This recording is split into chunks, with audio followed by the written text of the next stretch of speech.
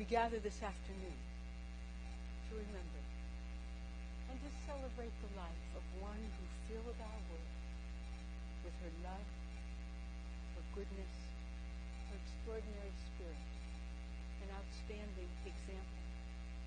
In humility and in gratitude, we turn to the wisdom of our tradition for comfort, for guidance, and for understanding. Whenever our people have felt at a loss,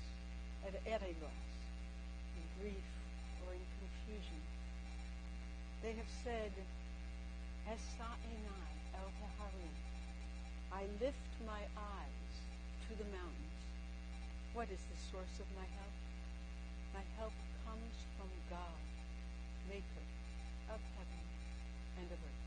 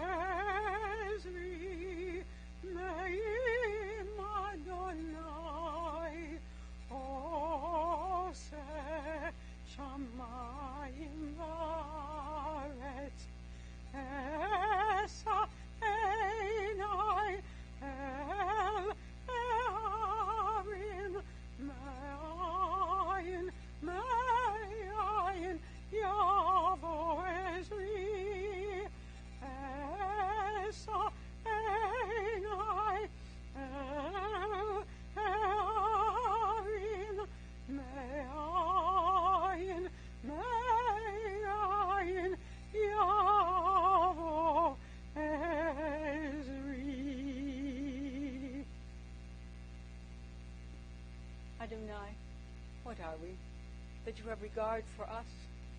What are we, that you are mindful of us? We are like a breath. Our days are like a passing shadow.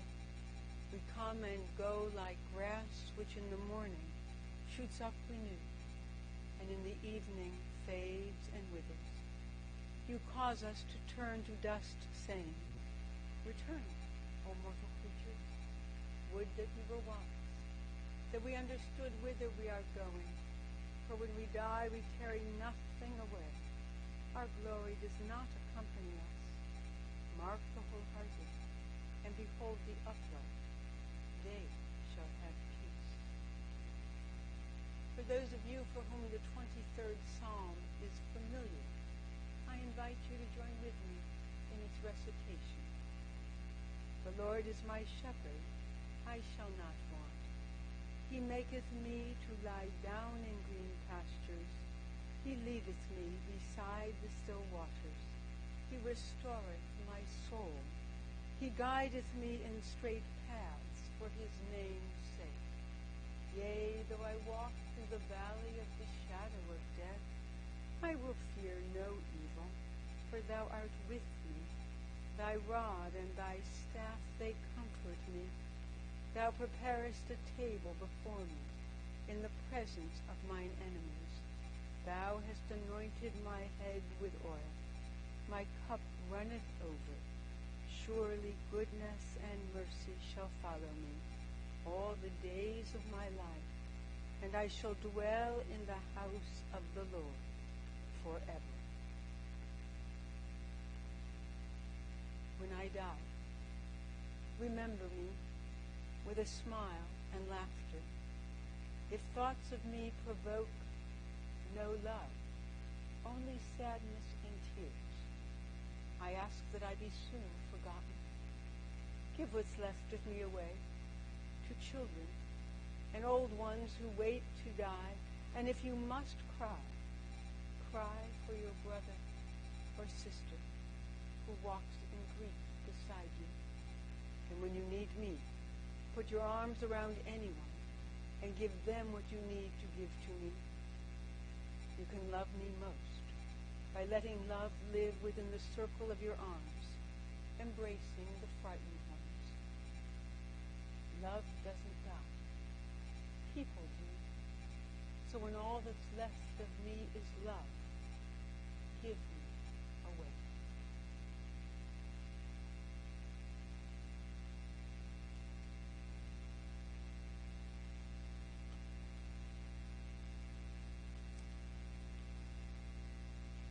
We are hoping that through the miracle of technology, Lauren is with us from afar. Dear Lauren, dear Bob, Barbara, Jerry and Shireen, Steve, dear family, dear friends. It was not unusual in her frequent calls to her children, Lauren and Bob, for Shirley to relate. Someone new moved into Myers today, and I know them. Long before Facebook and FaceTime, before private messaging and tweeting, before TikTok and YouTube, WhatsApp and dating apps, private messenger and Instagram, Tumblr, Twitter, and Zoom, long before we publicly declared every other person we met as our BF or BFF, Shirley Basch really was a best friend, which in her always caring, listening, guiding, advising, supportive, compassionate, and wise way meant that she did not have to add the adjective forever, as in BFF, be best friend forever. With Shirley, friendship was by definition forever, or at least since grade school and Glenville High. During the many months of the pandemic, she and a group of 5 friends, mostly from the old Glenville, East Cleveland neighborhood, found a way to meet together in the hallway of the 6th floor of Myers. They became the 6 on 6. It seemed that she had a zillion friends from every period of her life and every activity. She just knew everyone and remembered everyone, while others remembered her even more, as she made such an enduring impression upon anyone she met. She and Harvey both had that gift. They were beloved by their myriad friends, and they had the most wonderful social life. Brother Jerry and Shireen marvel at the fact that wherever they go, anywhere, in the whole world, as they said, they never fail to run into someone who knew Shirley and Harvey.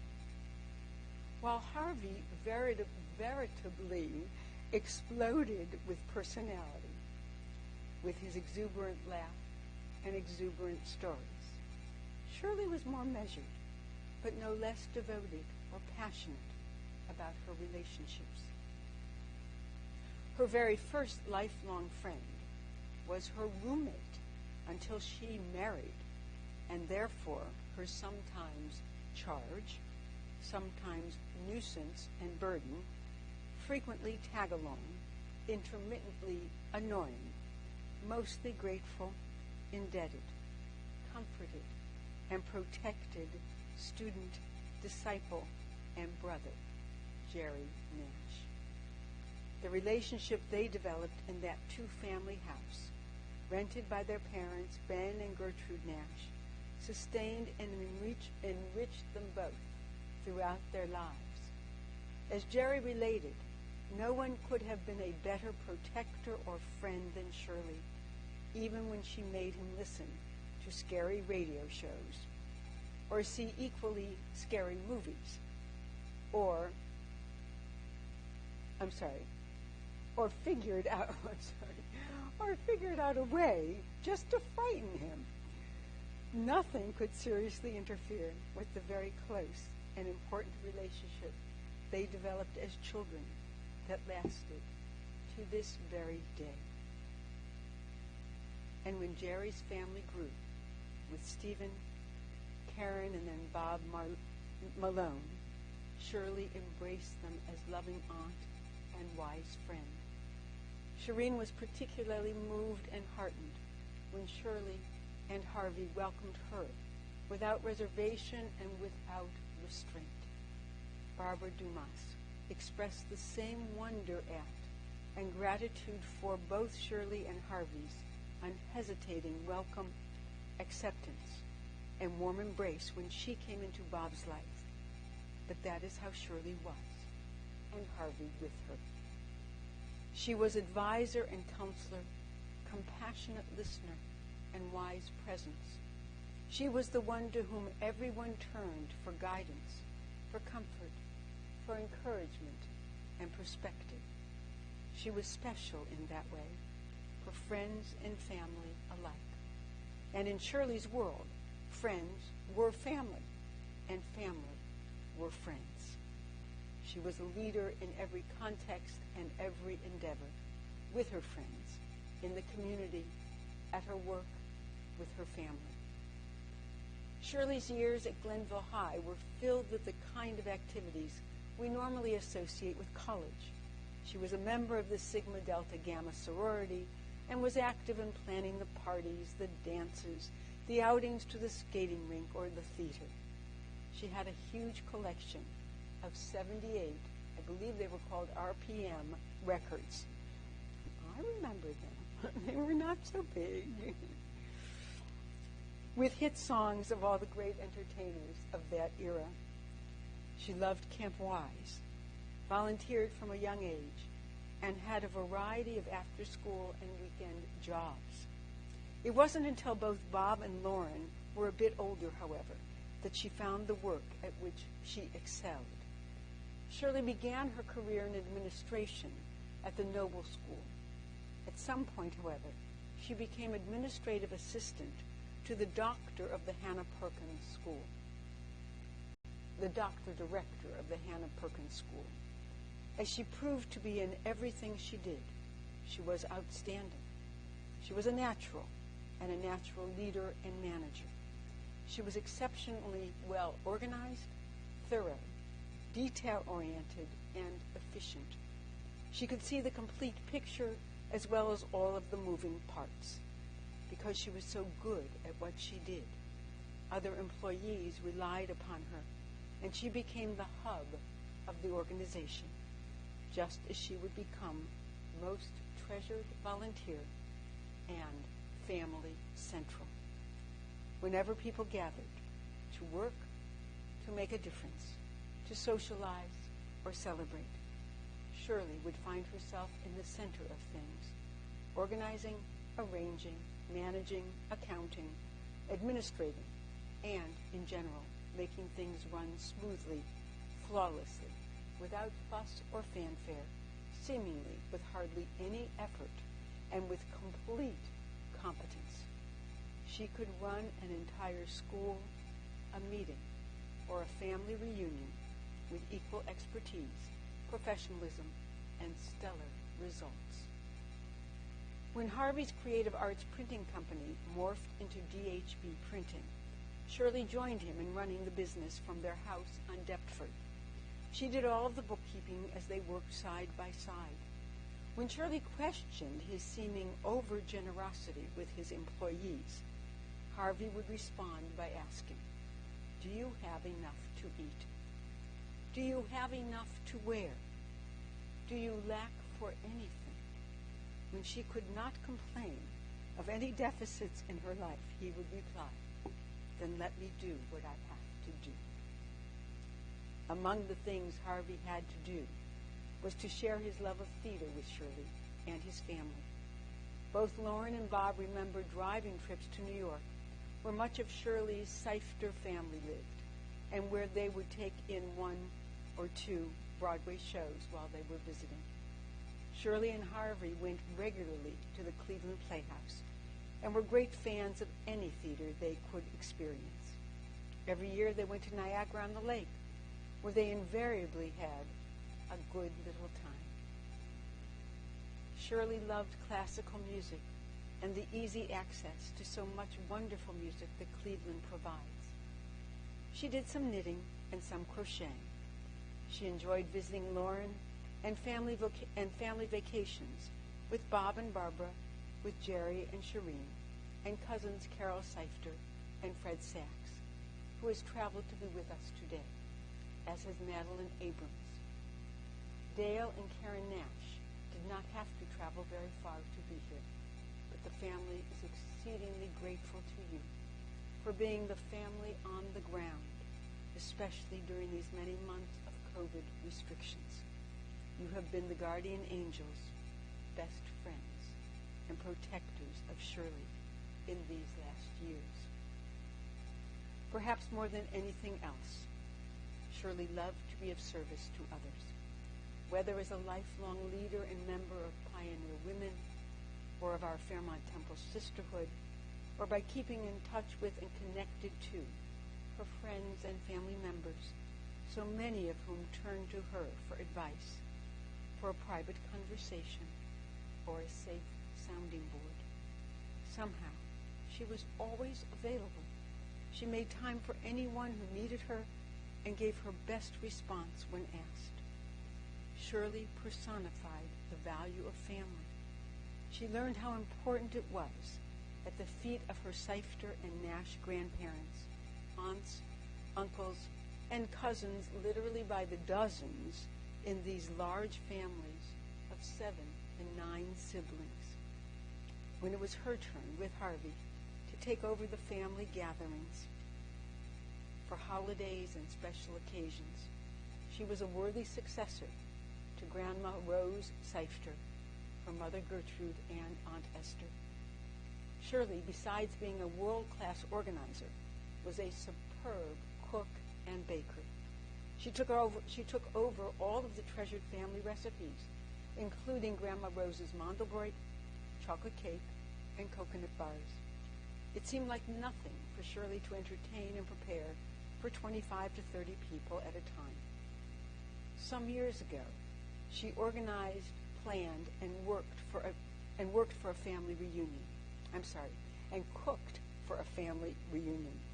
It was a remarkable sight to see the assembly line arrangement of food, moving from the basement refrigerator, person to person, up the stairs and out to the waiting cars to be transported to the celebration. It must have taken months for Shirley to prepare everything, but she would never say or complain, no matter what was happening or what she had to do or what she had to deal with. During her working years, she would leave work every day, go to Montefiore to visit her mother and feed her mother dinner, and then go home to cook dinner for Harvey.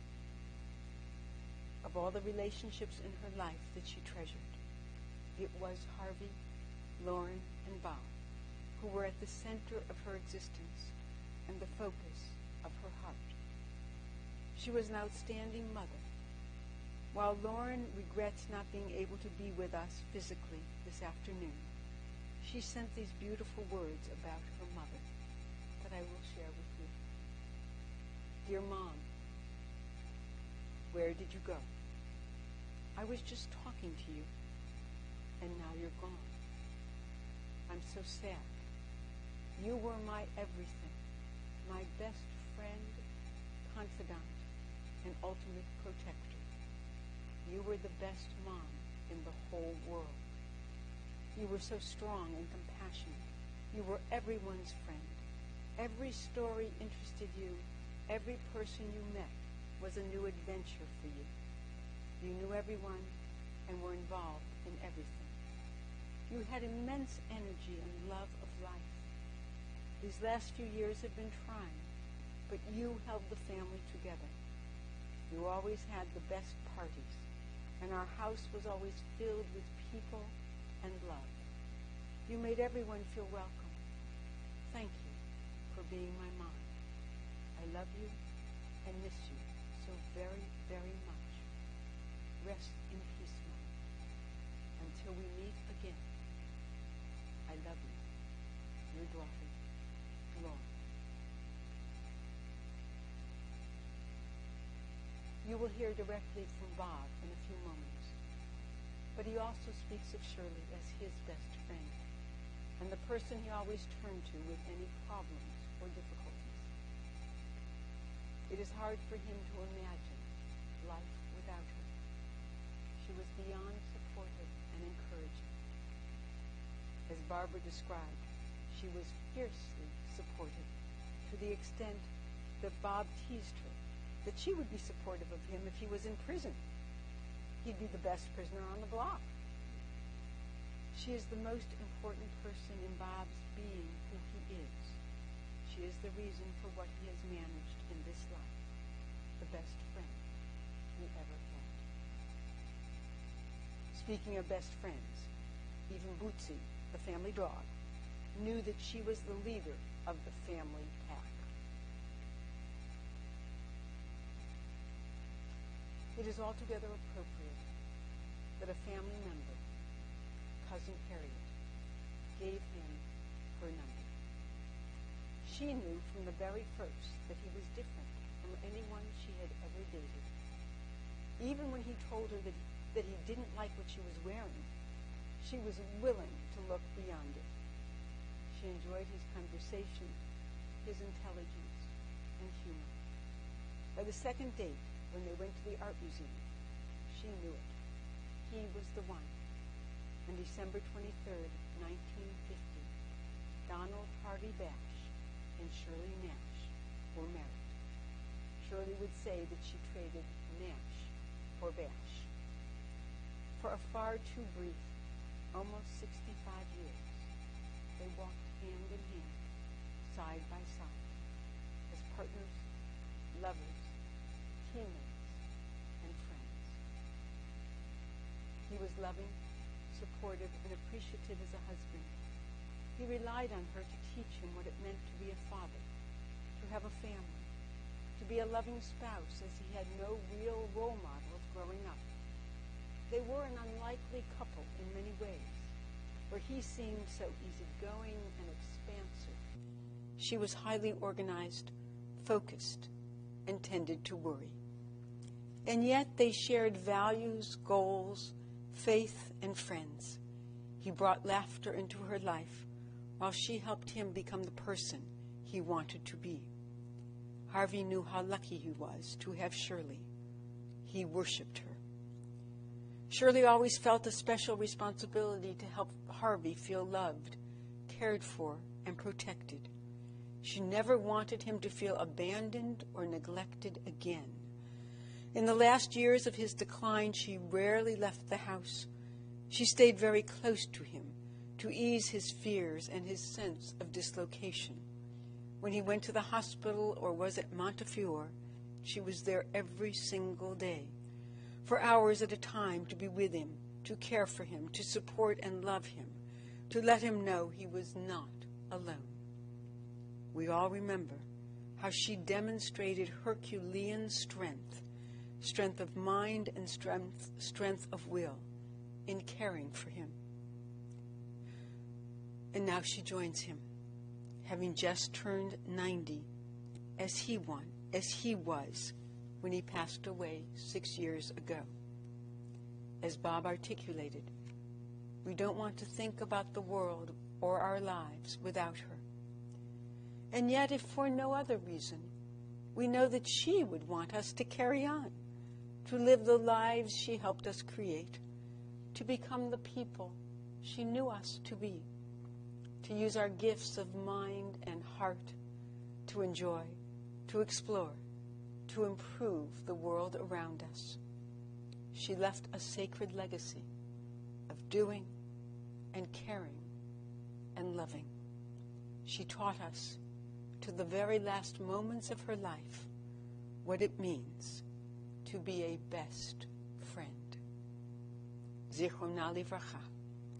May the memory of Shirley Nash Basch, our BFF, our best friend now, forever, be always for blessing. And we say, Amen.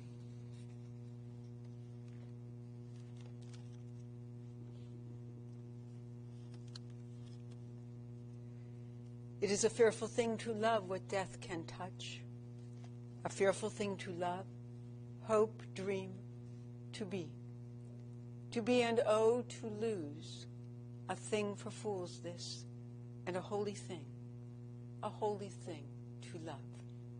For your life has lived in me, your laugh once lifted me, your word was gift to me.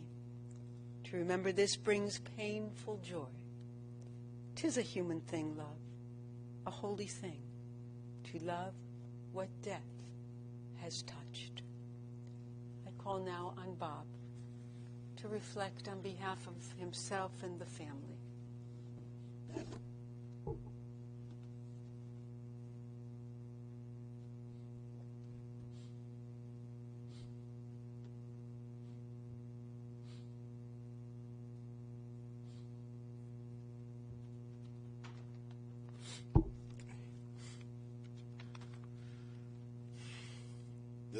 This is very hard, but I will do the best that I can.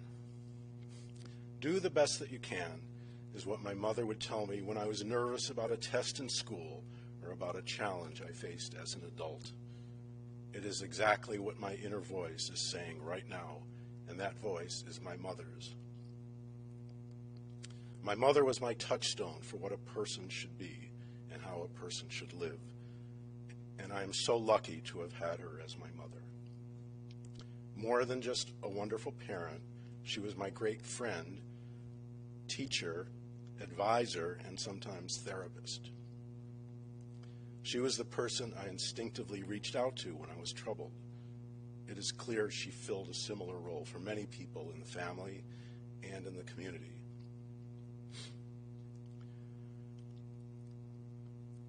Her family's happiness was the most important thing in the world to my mom, and I am still amazed when I think of all that she would do for us. For just one example, she was allergic to shellfish, but she would put on rubber gloves in order to cook lobster as a treat for Dad, Lauren, and me, since it was our favorite food.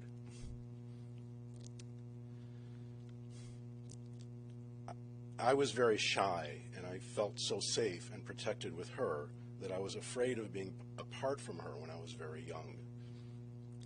I remember that when I started going to school, she would say to me, "Have a good day," as I left her in the morning. And I quickly came to see her good wishes as a prerequisite for my having a good day.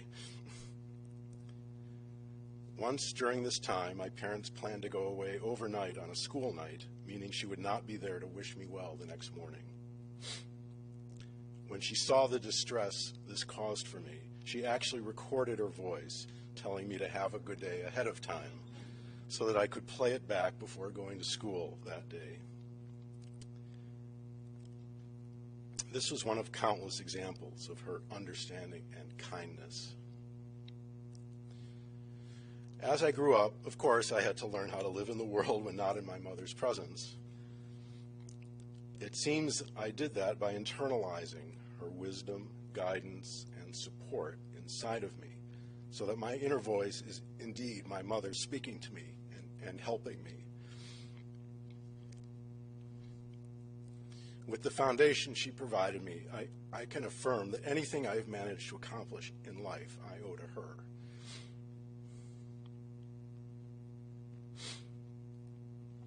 In recent years, my mom demonstrated how to deal with adversity, such as aging, loss, and a pandemic.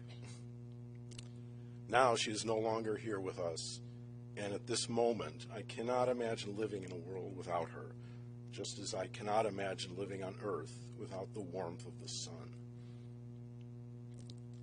But I know that my way to proceed will be to listen to that same voice inside of me, since it is the only way that I know, as it tells me and all of us that we will have to continue to go forward, one day at a time.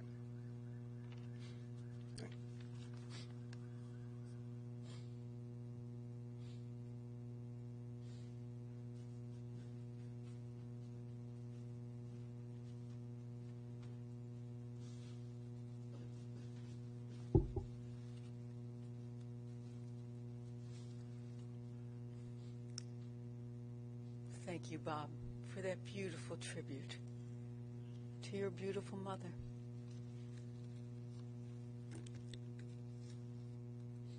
Oh God, you give us loved ones and make them the strength of our life, the light of our eyes. They depart and leave us bereft on a lonely way. But you are the living fountain from which our healing flows. To you the stricken look for comfort, and the sorrow-laden for consolation. O God, we see life as through windows that open on eternity. We see that love endures and the soul endures, as you, O God, endure forever. We see that the years are more than grass that withers, more than flowers that fade. They weave a timeless pattern in a world that is the dwelling place of your love and glory. If you are able, please rise.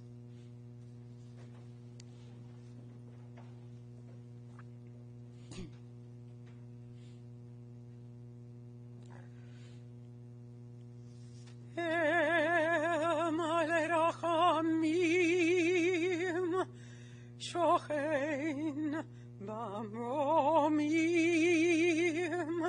ametzei menucha nechona tachat kanfei hashchina im kedoshim utehorim kizorakia mazirim et nishmat Sarah Rivka bat Binyamin v'Gidol shalcha le'olama Bal harachamim yastireh v'seite knafav le'olamim v'tzrubis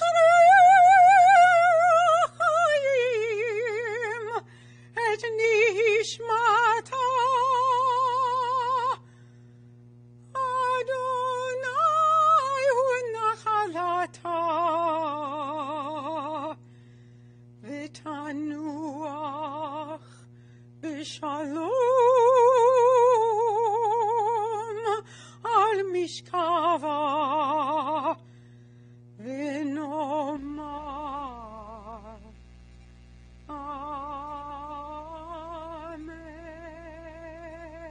Amen. Compassionate God, eternal Spirit of the universe, grant perfect rest in your sheltering presence to Shirley E. Basch, who has entered eternity. O God of mercy, let her find refuge in your eternal presence, and let her soul be bound up in the bond of everlasting life. God is her inheritance. May she rest in peace. And let us say, Amen.